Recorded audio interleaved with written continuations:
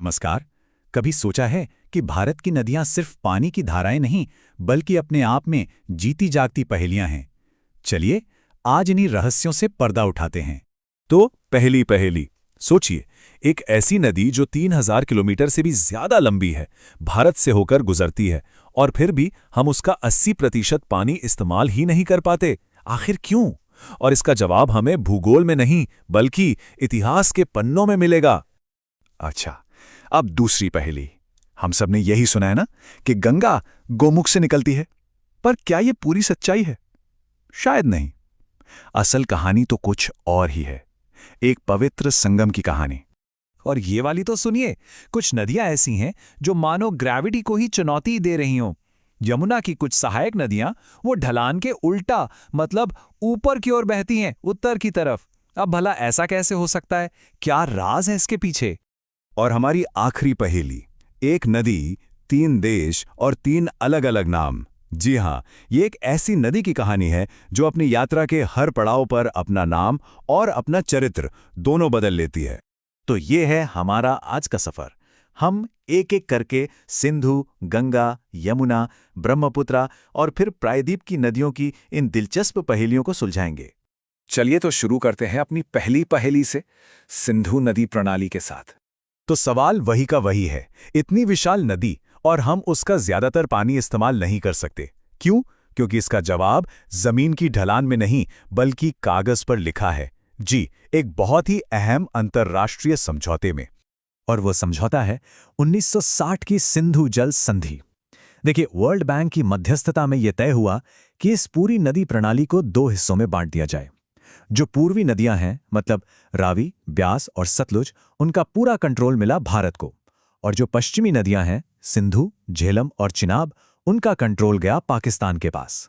तो बस यही वो वजह है, यही वो संधि है जिसके कारण भारत सिंधु का एक बहुत बड़ा हिस्सा इस्तेमाल नहीं कर पाता। तो पहली पहली सुलझ गई। ये मामला भूगोल का नहीं, बल्कि कूटनीति का निकला। हाँ, लेकिन इस संधि में एक शर्त भी रखी गई है। भारत को पश्चिमी नदियों के पानी के इस्तेमाल की इजाजत तो है, लेकिन कुछ सीमित कामों के लिए, जैसे बिजली बनाना, पर वो भी सिर्फ run of the river projects के जरिए। अब इसका सीधा सा मतलब यह है कि पानी को बड़े बड़े बांधों में रोक कर नहीं रखा जा सकता। जो पानी बह रहा है, उसी के प्रवाह से बिजली बनानी होगी। चलिए, सिंधु और इसकी 5 सहायक नदियों, जिन्हें हम पंचनद कहते हैं, उनके बारे में कुछ और जरूरी बातें जान लेते हैं। सिंधु निकलती है तिब्बत के बोखरचू ग्लेशियर से और भारत में ये लद्दाख के दमचोक से एंटर करती है। इसकी सबसे बड़ी सहायक नदी है चिनाब। और एक और मजेदार बात, इन 5 नदियों में से सिर्फ ब्यास ही एक ऐसी नदी है जो पूरी तरह से भारत में बहती है। चलिए, अब वक्त है हमारी अगली पहेली का।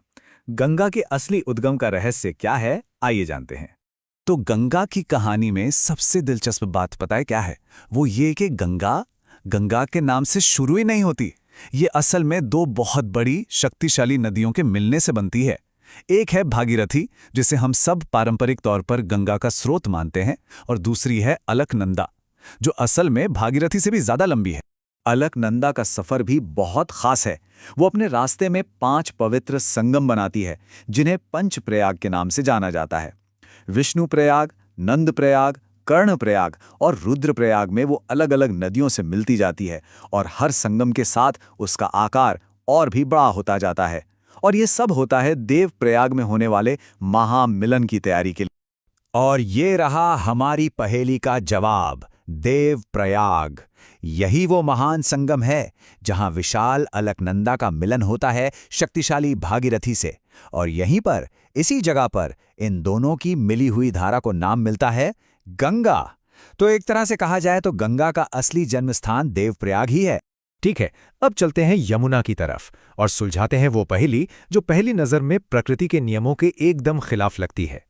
अब देखिए, यहां पर जो विरोधाभास है वो एकदम साफ है।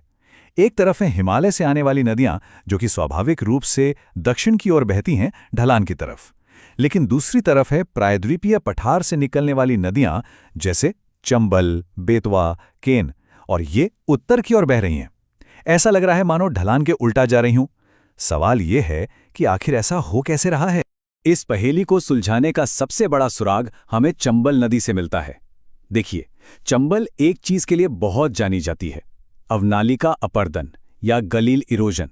इसका मतलब यह है कि पानी का तेज बहाव जमीन को काट कर गहरी गहरी खाइयां या कहें तो नाले बना देता है।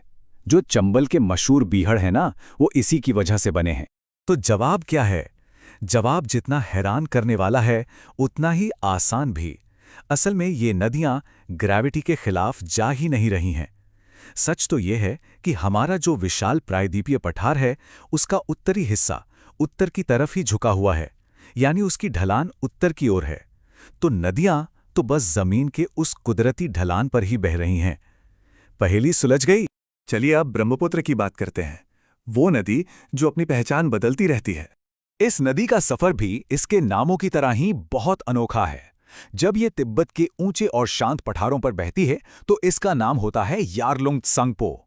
फिर अचानक नामचा बरवा पहाड़ से ये एक जबरदस्त यू टर्न लेती है और भारत में एंटर करती है देहांग नाम से। और फिर असम के मैदानों में पहुंचकर ये बन जाती है विशाल शक्तिशाली ब्रह्मपुत्र। कहानी यहीं खत्म नहीं होती। बांग्लादेश में घुसते ही इसका नाम हो जाता है जमुना। ब्रह्मपुत्र कितनी शक्तिशाली है, इसका सबसे बड़ा सबूत है माजुली। ये दुनिया का सबसे बड़ा नदी द्वीप है। सोचिए, एक नदी के बीच में बसा द्वीप, इतना बड़ा कि उसे भारत में एक पूरे जिले का दर्जा दिया गया है। ये सच में इस बात का सबूत है कि जो नदी अपने बहाव से विनाश ला सकती है, वही अपने आंचल में जीवन को पाल भी सकती है। और अब हम आ गए हैं अपनी आखिरी पहेली पर। इसका जवाब एक ऐसी मास्टर की तरह है जो दक्षिण भारत की ज्यादातर नदियों के बहने के राज को खोल देगा। तो मिलिए दक्षिण भारत के 3 दिग्गजों से। गोदावरी, जिसे दक्षिण गंगा के नाम से भी जाना जाता है, फिर है कृष्णा और कावेरी। ये सिर्फ नदियां नहीं हैं, ये तो इस पूरे इलाके की जीवन रेखा हैं, धड़कन है। और अब जाते जाते एक सवाल सोचने के लिए, दक्षिण भारत की वो कौन सी नदी है जिसे दोनों मॉनसून से पानी मिलता है? इसी वजह से उसमें साल भर पानी रहता है। अपनी इसी खासियत की वजह से उसे दक्षिण भारत की गंगा कहते हैं। और वो उस इलाके को सींचती है जिसे दक्षिण का चावल का कटोरा कहा जाता है। जरा सोचिए, इसका जवाब कैसी भूगोल को हमारी संस्कृति और हमारे जीवन से सीधे सीधे जोड़ता है।